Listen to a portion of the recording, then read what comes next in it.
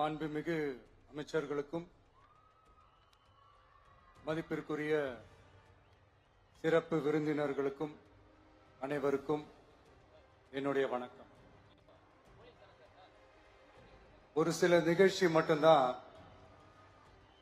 மனசுக்கு ரொம்ப நெருக்கமா ஃபீல் பண்ணும். அதை நினைச்சாலே ரொம்ப சந்தோஷமா ஃபீல் பண்ணும்.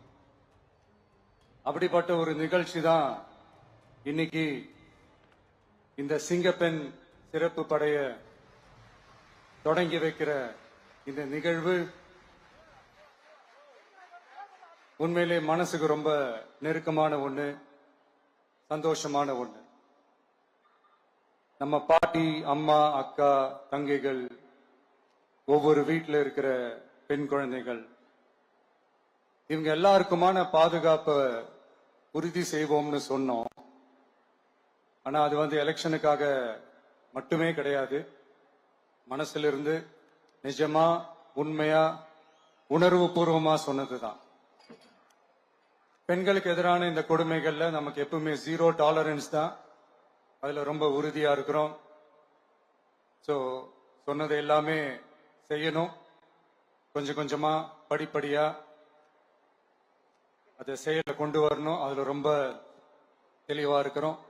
அதனாலதான் ஆட்சிக்கு வந்த உடனே இந்த குறைஞ்ச நாட்களுக்குள்ளேயே இதை நடைமுறைக்கு கொண்டு வந்திருக்கிறோம். தமிழ்நாட்டில் இருக்கிற பெண்கள், பெண் குழந்தைகள் எல்லாருமே பாதுகாப்பா, தன்னம்பிக்கையோடு இருக்கணும். அதுக்கான முதல் கட்டம் தான் இந்த ஸ்டெப்.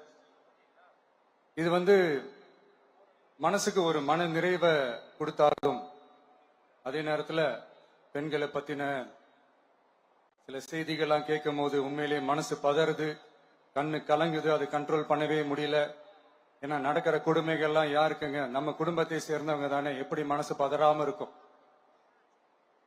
அதனால பெண்களுக்கு எதிராக இதெல்லாம் ஏன் நடக்குது, எதுக்கு நடக்குதுன்றது மற்றவங்க மாதிரி ரீல்ஸ்லயும் இன்ஸ்டாலையும் தேடிட்டு இருக்க முடியாது. ரியாலிட்டிய புரிஞ்சுக்கணும். இந்த பிரச்சனைகள்லாம் ஏன் நடக்குது அப்படின்றத அனலைஸ் பண்ணி பார்க்கும்போது சுத்தி சுத்தி பாத்தீங்கன்னா ஒரே இடத்துலதான் நிக்குது. போதை பொருள் நடமாட்டம். அதை வேரோட பிடுங்கி எறியணும். இது 2026 போன மாசம் மே மாசம் 10ஆம் தேதி இந்த பிரச்சனை புதுசா முளைச்சு வந்துடல.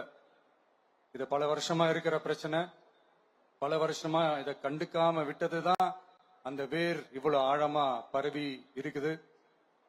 இத பல வருஷமா கண்டுக்காம விட்டது யார் என்றது நான் சொல்லிதான் உங்களுக்கு தெரியணும்னு அவசியம் இல்லை. அது உங்களுக்கே நல்லா தெரியும். இப்ப அதை பத்தி பேசியும் பிரயோஜனம் இல்லை. முதல்ல இந்த போதை பொருள் நடமாட்டத்தை வேரோட பிடுங்கி எறியணும். அப்படி எரிஞ்சாதான் இந்த பெண்களுக்கான இந்த சேஃப்டி ரொம்ப ஸ்ட்ராங் ஆகும். இது ரெண்டுமே ஸ்ட்ராங் ஆனாலே ஆட்டோமேட்டிக்கா சட்டம் ஒழுங்கும் சரியாகும். இந்த 3 விஷயம் சொன்னல, இந்த போதை பொருள் நடமாட்டம், பெண்களுக்கு எதிரான இந்த கொடுமை, இந்த சட்டம் ஒழுங்கு, இது 3மே ஒண்ணுக்கு ஒண்ணு இன்டர்லிங்க்ட் தான். இதுவும் இப்ப புதுசா வந்த பிரச்சனை கிடையாது. பல வருஷமா இது இன்டர்லிங்க்டா தான் இருக்குது. இதெல்லாம் ஏன் எதுக்குன்றது இப்ப முக்கியம் இல்லை. இது எப்படி சரி செய்ய போறோம்ன்றது தான் முக்கியம். பட் அதே நேரத்துல இன்னொன்னையும் நம்ம மனசுல எடுத்துக்கணும்.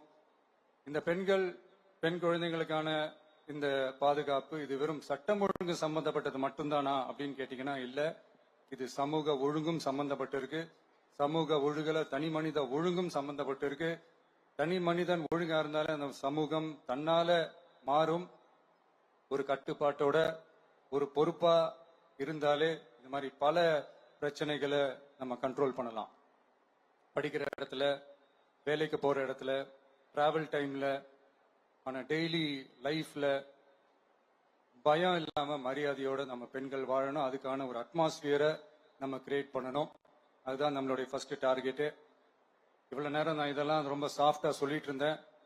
ஆனா பெண்களை தொந்தரவு செஞ்சுட்டு அப்படியே எஸ்கேப் ஆகி போயிடலாம்னு நினைக்கிறவங்களுக்கு நான் ஒரு வார்னிங்காவே சொல்றேன். பெண்கள் பாதுகாப்பை டிஸ்டர்ப் பண்றவங்க யாரா இருந்தாலும் அது சகிச்சுக்கவே முடியாது.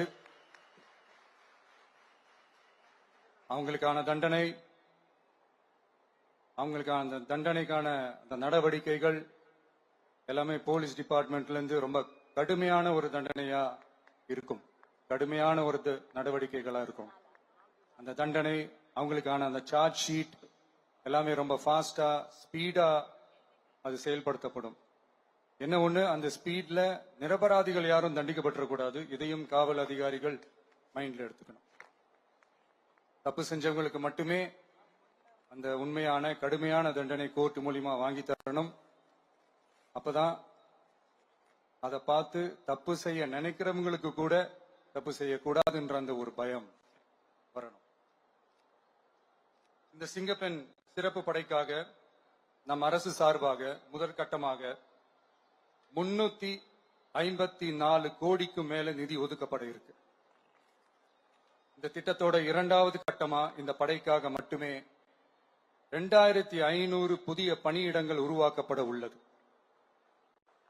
பெண்களோட பாதுகாப்பை ஸ்ட்ராங் பண்றதுக்காக மாடர்ன் ஃபெசிலிட்டிஸ் இருக்கிற வாகனங்களும் நவீன உபகரணங்களும் தொழில்நுட்ப சாதனங்களும் அலாட் செய்யப்பட இருக்கு.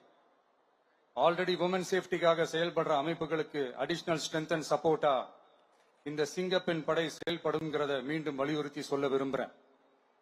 பெண்களுக்கு எதிரான குற்றங்கள் நடக்கிறதுக்கு முன்னாடியே அதை தடுக்கிற காவல் நடவடிக்கையில இந்த படை முக்கிய பங்கு வகிக்கும். ஃபீல்ட் ஒர்க்ஸ் அண்ட் பிரிவென்டிவ் ஆக்ஷன்ஸ்ல இந்த படை ஈடுபடுறதால அனைத்து மகளிர் காவல் நிலையங்கள் எல்லாம் வழக்கு விசாரணையிலும் குற்றவாளிகளுக்கு தண்டனை வாங்கி தர்றதிலையும் இன்னும் அதிக கவனம் செலுத்த முடியும்.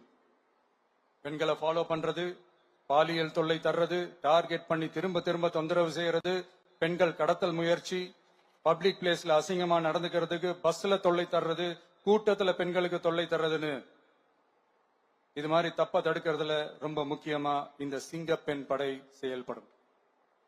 பெண்களுக்கு எதிரான குற்றங்களை தடுக்க நடவடிக்கை எடுக்க இந்தியாவிலேயே முதல் முறையாக ட்ரோன் வாயிலாக பெட்ரோல் முறை அறிமுகப்படுத்தப்படும். நம்ம வீட்டு பெண்கள் அவங்களோட ட்ரீம்ஸ் அண்ட் எக்ஸ்பெக்டேஷன்ஸ் என்ன அப்படின்றத நம்ம அரசு நல்லாவே புரிஞ்சு வச்சிருக்கு. அதை கொஞ்சம் கொஞ்சமா நாங்க செயல்படுத்துவோம். உங்களுக்கான மரியாதையும் தான், உங்களுக்கான அந்த கண்ணியமும் தான் நம்ம அரசினுடைய highest and most important priority. ஒரு கவர்மெண்டோட அந்த விஷன் அண்ட் டார்கெட் ஆனஸ்டா இருந்தாலே போதும். பிளான்ஸ் அண்ட் அட்டெம்ப்ட்ஸ் அது போற பாதை சரியா இருக்கும்னு சொல்லுவாங்க. அப்படிப்பட்ட ஒரு கவர்மெண்ட் தான் நம்மளுடைய கவர்மெண்ட், உங்களுக்கான கவர்மெண்ட்.